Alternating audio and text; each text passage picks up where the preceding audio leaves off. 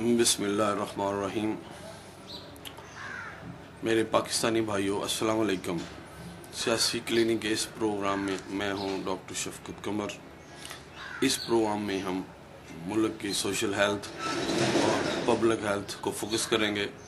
Social health میں جہالت، غربت، کرپشن اور ناانصافی کو زیر بحث لایا جائے گا، اور پبلک ہیلتھ میں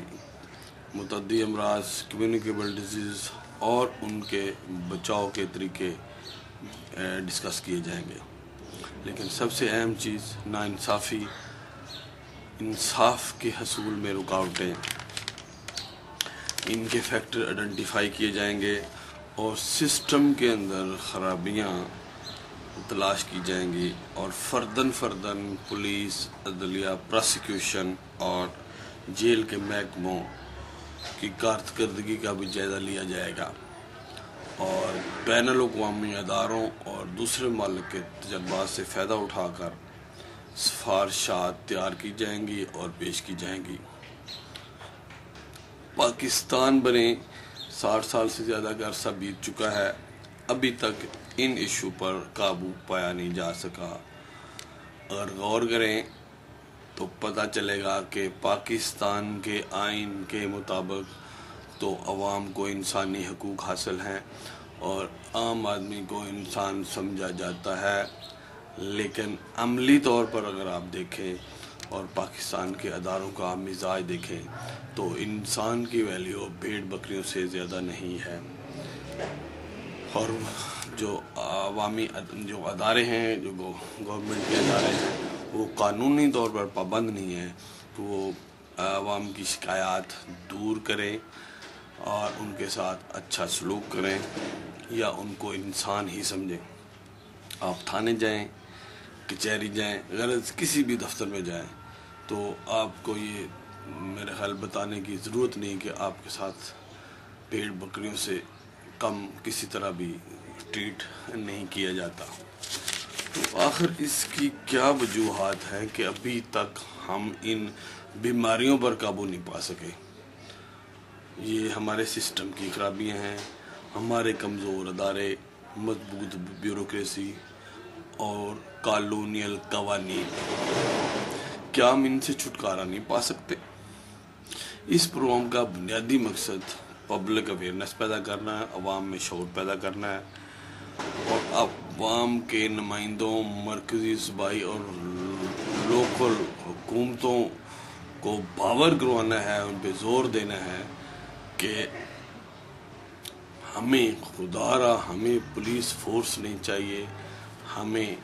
پولیس ایک خدمت کرنے والا ادارہ چاہیے، ہمیں میرٹ اور قانون پر فیصلہ کرنے والی عدالتیں نہیں چاہیے، ہمیں فوری اور سستا انصاف دینے والی عدالتیں چاہیے۔ کیوں نہ ہمیں کالونیل قانون بدلنے پڑیں، کیوں نہ ہمیں عدالتوں کا تنظیم نو کرنی پڑے، ہمیں جرائم پیشہ افراد پیدا کرنے کی فیکٹریاں نہیں چاہیے، ہمیں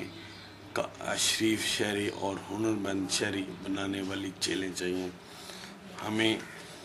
کمزور ادارے اور مضبوط بیوروکریسی نہیں چاہیے، ہمیں پبلک، عوام کا کام کرنے والے، عوام کا مسائل حل کرنے والے مضبوط ادارے اور پروفیشنل بیوروکریسی چاہیے۔ ہمیں ایسے ادارے چاہیے جس میں کمپلینٹ سسٹم ہو، جس میں اکاؤنٹیبلٹی ہو، سینئر کی، جونیئر کی، ہر بندہ، جس طرح ہمارے سینئر، ہمارے بیوروکریسی اپنی تنخواہیں، اپنی مراعات لیتے ہوئے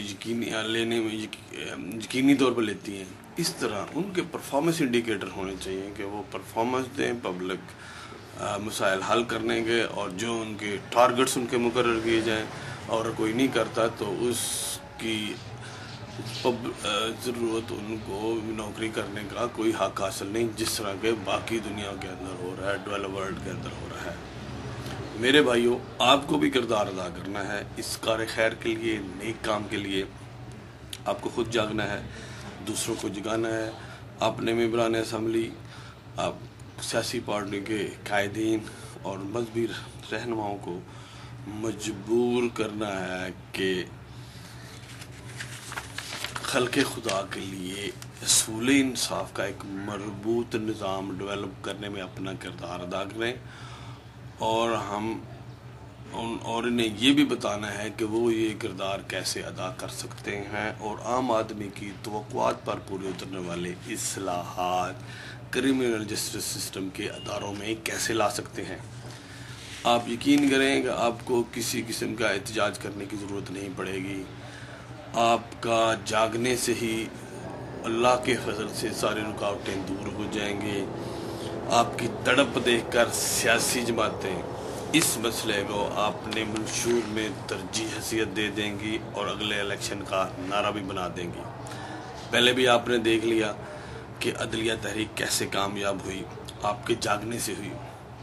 حکومتیں بدل گئی، لیکن یہ تحریک کامیاب ہو کر رہی۔